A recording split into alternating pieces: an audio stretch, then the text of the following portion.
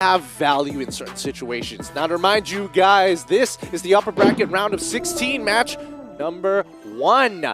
The score's already 1-0 in favor of Mhrlika playing on the red side. Iron Hook already done. Ricardo forced the flicker out of there. Woo! PBN on the blue side. Wipe swept off of Brow. Okay, first minute flicker use, that's still okay because where he wants to use the flicker the most is when he gets his ult. Then that's where he must ensure that his flicker is on point. If not, it's going to be difficult to execute.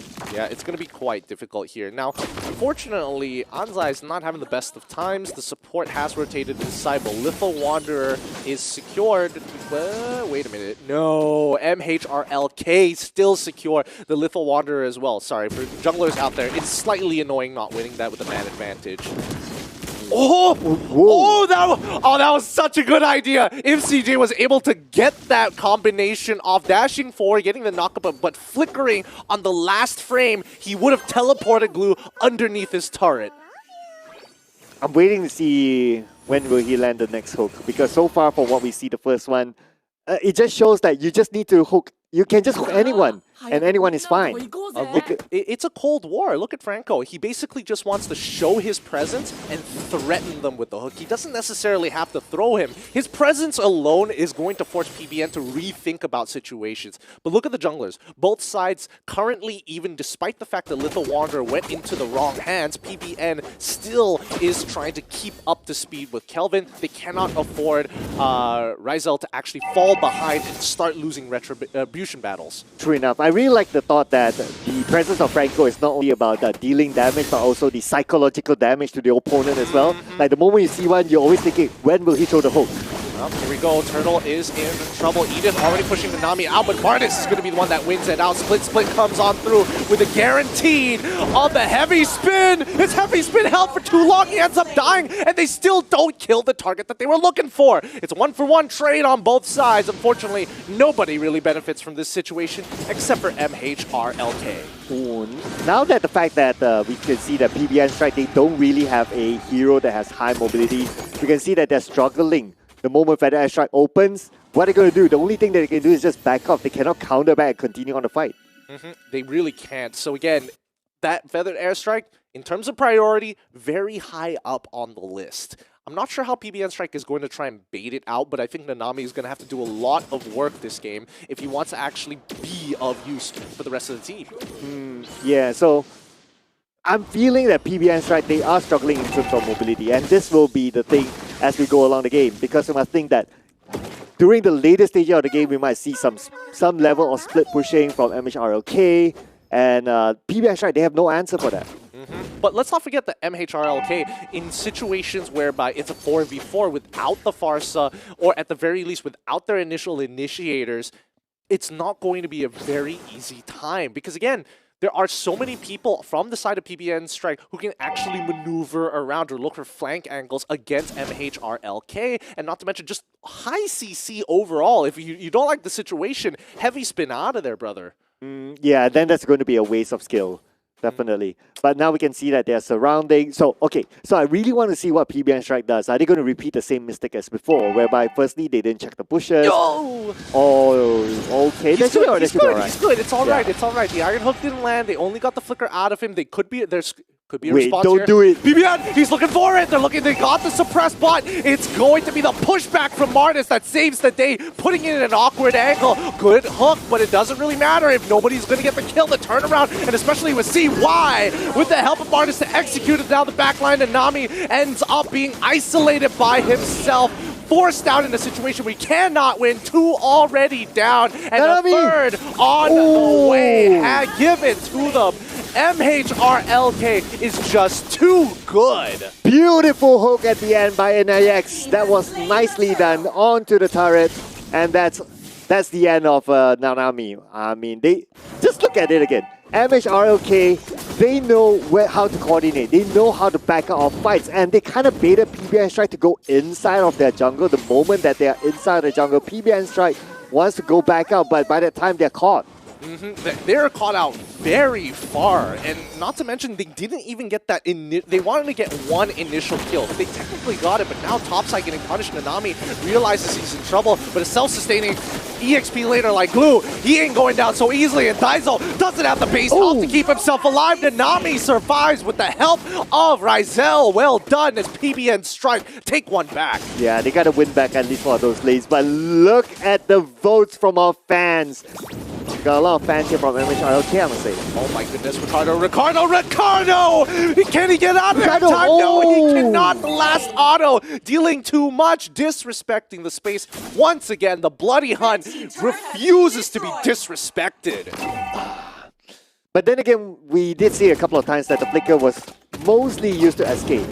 So if you use flicker to escape, especially if you're a Kaja, then that means your execution for your ult is not going to be as what you expect. Yeah, and in situations like that, just let me die. Just take it. It doesn't matter. His flicker is coming back up 3 seconds, which is very important for the upcoming turtle fight. So I want to see how they want to play this out, right? If you look at the goal, we look at the items. First items are starting to roll on through. Pharsa, huge right now. Pharsa is huge. She already has her Clock of Destinies very relatively early into the game, and the longer the game progresses, the stronger she becomes. Okay, so here we go. Oh, Ricardo, he finds the catch, but it really doesn't matter. Right. He gets locked on backwards by Anax. Now the rest of the team is taking position to move forward. Kelvin has already found one. Can he get a second one? He should be. Bloods is in trouble, but he gets the knockback with the help of Rizel. He pulls through. Bloody Hunt on the first target in front. Glue ends up dying, but at least the backline feels a little safer until Rizel walks into 4, and now it's all up to Bloods to leave him. They have to go. Mhrlika has set a name for themselves. They've set a precedent for themselves, and now they want to take the tier 1s. Bloodsanzai, just let that go. But wait a second, dude. Ricardo, what were you doing there? I mean, he's disrespecting the space. They have to make sure that they take the sacrifices. They're handing some of these kills over to Mhrlika, right now seeming to be the more cohesive team on the calls, but the team has a much better game sense overall. There's a lot of moves, micro moves that Mhrlika are doing, and it's slowly starting to add up. You know what? If Ricardo didn't sacrifice himself there, he could have still fought for the turtle, but yeah. There you go. Overextension. I don't think, personally, I don't think, even if he was still alive, I don't think they were going to touch the turtle regardless. Mhrlika, at this point of time, they've got the level advantages on a majority of their members. PBN Strike, as of right now, they're going to have to think of a situation whereby they can steal the Feathered Airstrike safely, and they need to imagine how these team fights will start looking like. And not only stealing it safely, you need to re-execute it safely. Yeah, that's the hardest part. Like, you have to waste time to take the Feather Airstrike and then reposition to use the Feather Airstrike. It's a whole bunch of mumbo jumbo that we don't want to get into for now. Top side tier 1 is going to get traded for bottom side tier 1. Doesn't look like there's too much here. I do feel that Mhrlika are letting this happen, and this is what I'm talking about when I say calculated losses. All right, let's see if it's going to be calculated losses here. So they see Sajif. They don't know that Daizo is there, but I guess they kind of learned their lesson from the previous round is that you don't overly focus onto one player, especially if you don't see the rest of them, because you'll be spending all your skills on that one player and immediately you'll be counterback. So it's great to see PBN Strike actually learning really fast, and hopefully they'll be able to come back quickly. Yeah, quickly is probably not the word I would use for this. PBN Strike is going to need a lot of time, right? Bloods, he needs at least 4 items to start feeling really relevant. He is going for the Golden Staff Corrosive Scythe build. And oh, thank goodness he didn't get caught out there. Ricardo, don't disrespect the place again. Remember that they still have the Iron Hook. And, oof. How do they actually go on this? Now they have no position on the turret as well, and now the Lord is going to be coming up, and Mhrlika can force out a fight in their favor. Look, so for PBN to wait in the jungle, right? So there's no real big reason for Mhrlika to actually go that direction. So you can't think about it. There's no objective there. So for them to like be there, I would say it's kind of like wasting some time, whereas they could use that time to kind of farm on the other side of the jungle, try to clear out some lanes instead of just being there for the sake of being there. Well, I think the only thing they could have really considered was clearing up the bottom side, because, I mean, the jungle was empty at that point of time, so it makes sense why they were actually kind of holding their position. But again, look at it. They're pulling the Lord to their side of the map. They want this fight. BBN, come on. Show yourself, Anax. Once again, finds the hook of a lifetime. Checking out bushes, making sure that you are not safe. CJ is also able to open the map at the exact same time. Iron Hook doesn't connect this time. MHRLK wait for the timings. They know what they have to do. They cannot afford to lose this Lord, but they can waste as much time from PBN. If they're not in lane, they're not getting that EXP and sweet gold that they need, and Lord still goes down. Very well played from a macro position from MHRLK. Very nice zoning. So we got the two most tankiest players really know how to open up the map. So we got NIX together with Zijif.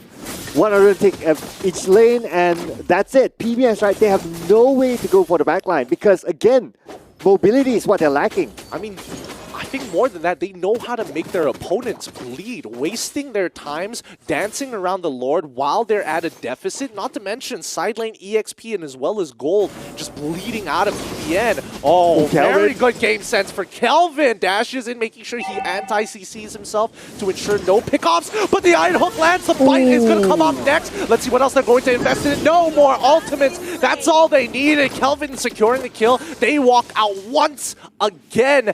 MHRLK just showing dominance. Oh, I mean, great move there from Calvin. He went in alone because he knows he's anti-CC. There's no way that they can stop him. As long as he goes in, it's not about getting those kills. Oh, but there you go. Speaking about kills, it's going to be another one for MHRLK. Yup, they are just following up.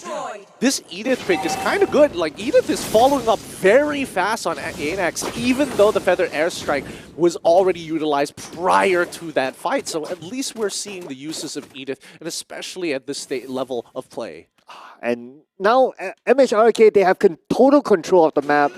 PBS, right? It's hard for me to see them coming back because the moment they show themselves, that's it. That's exactly what will happen. Yup, all the Bloody Hunt coming on through as well. They find Farsa as a 1, but it's a 2-for-1. Unfortunately for MHRLK, they are going to lose an important member. They still get the turret. CY, disrespectful, knowing he doesn't have the ult, stands in front of his enemies, takes a couple of shots before disappearing back into the battle mirror image. And the hook almost landed. Yeah, it was just like funny. By a single speck of dust. Oh, man. Right now, man, teams from the Philippines, they're playing a little disrespectful. They know that they have the lead. They're really confident at pressing their lead as well. Like, with an 8K goal lead at this stage of the game, it is, they're not playing around. Yeah, but I'm really liking the discipline. Oh, look at that. That almost landed again onto Ricardo. But I'm really liking the discipline from MHRLK. It's like, yes, you have control of the map. Like, all three lanes are pushed out, but you don't stay there. You're just like, okay, everything has been cleared out. Let's fall back. Let's continue to farm around us. And let's still open up that part of the map, especially the top side, because the objective is coming. Yep, with purple buff up as well. Kaja is going to face check it first. Make sure that, MHRLK aren't around. They don't know just yet, but they need to learn from the common hook spots. Iron Hook comes out. Nanami knows for sure where he is. He should warn the rest of the team and start pulling this purple buff towards their side of the map. They're going to start Lord as well from the side of Kevin. BBN on the timer here. They have to make a choice. Do they take this fight or do they back off? It looks like they are going to back off here. They don't need to do anything crazy. Let this Lord fall into the hands of their opponents.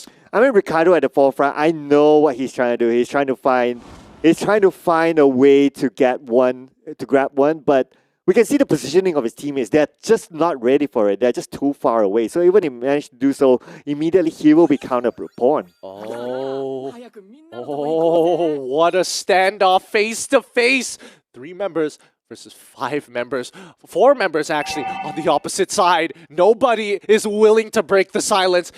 Good job from MHLK. They just walk away from that. They're like, no, we have bottom jungle. We just need to clear up the map one by one. They spot us, but at the end of the day, they aren't here, and therefore, we can take these buffs.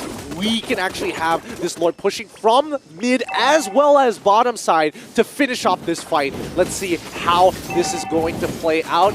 Tier 3 is already falling down. They find the heavy spin, but it doesn't really matter here. As Feathered Airstrike is going to make sure that Nami's already out of that fight with one man down. It allows Mhrlika to continue their onslaught. Heavy spin to push in Edith underneath the fountain. Iron Hook lands on you, but unable to finish that kill. This is a good defense for the side of PBN Strike. The second wave coming. If they can hold off this second wave, they have an opportunity to come back into this game. MH got to make a choice here. It's a 4v4, and Feathered Airstrike is already back up.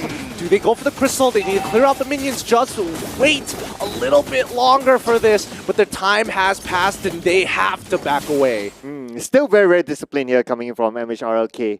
If you kind of think about it, right? The idea of Ricardo being the initiator with a divine judgment, he has failed to land a single one. And I kind of understand as well. It's because the frontliners for Mhrlika, they position themselves really well in IEX, Sage. They know how to open up space, and it's very difficult to even reach on the Daiso. Personally, I got to give it to Kelvin this game. He's stepping up big time, right? His teammates, especially with Ricardo, looking to catch one of the backline members.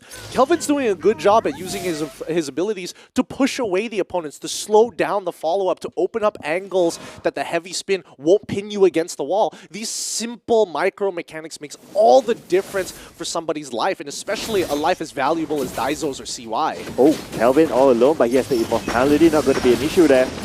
Oh, I mean, Fatal, it really isn't going to be much here. They weren't able to kill him instantly, and that's the problem. Kelvin can disrespect the time and space that PBN allow him to take. Oh, look at this. So Kelvin has immortality, and we know that he's anti-CC. How are you going to stop this guy? Well, for now, I think PBN Strike just have to wait a little bit longer. They're about to hit full build in just a bit. But this Lord is going to be a make it or break it for them. They can't lose. They can't afford to lose it. And Mhrlika need to end this game so that they don't coin toss the ultra late stages against PBN Strike. Once again, Anax just making sure that he is standing close, trying to get that back line. Rizel, he's not confident. He's backing up. He's making the call. We're not taking this. We're not taking this. I do not have the angle, and it just isn't worth it. And that's also because, look at the bottom lane, the minions have pushed in. So even if they choose to go for it, the minions could overtake the entire bottom lane, and that's going to be a devastating moment for them as well. So that's why for them to let the Lord go is the best choice. They just want to hold on to their guns for now. As Lord starts pushing in, they're synchronizing the waves, and once again, the Iron Hook as well as the Bloody Hunt onto Nanami and a Feathered Airstrike to guarantee that we don't have a glue to cut us off.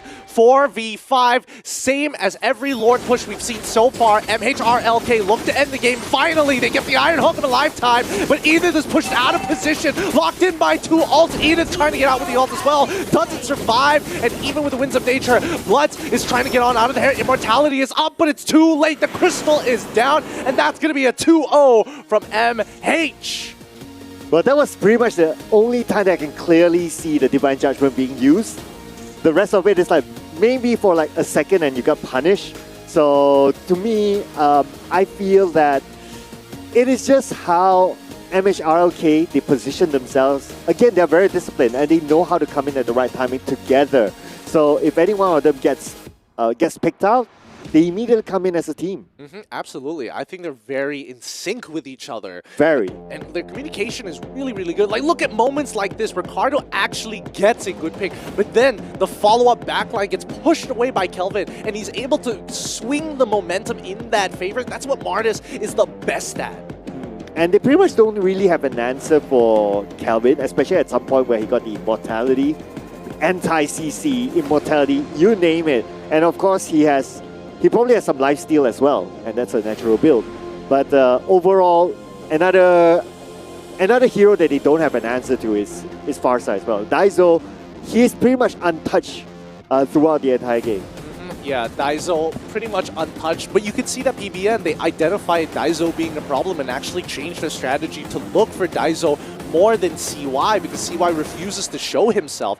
I think for the most part, like, everybody who tried to make a play onto Mhrlika has been punished indefinitely. Oh, and of course when it reaches towards the end, we can see that